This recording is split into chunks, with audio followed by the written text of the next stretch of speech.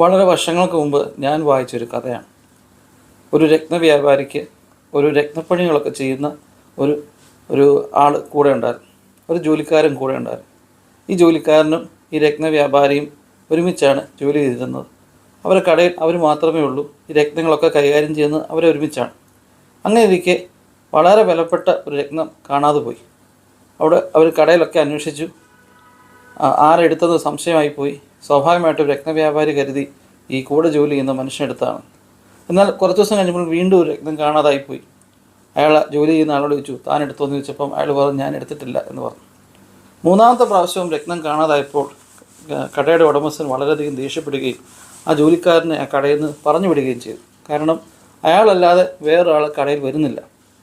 അങ്ങനെ ജോലി നഷ്ടപ്പെട്ട വ്യക്തി മറ്റ് നഗരങ്ങളിൽ പോവുകയും അദ്ദേഹം അവസാനം ഒരു ഇരുമ്പ് കടയിൽ ജോലി കിട്ടുകയും ചെയ്തു.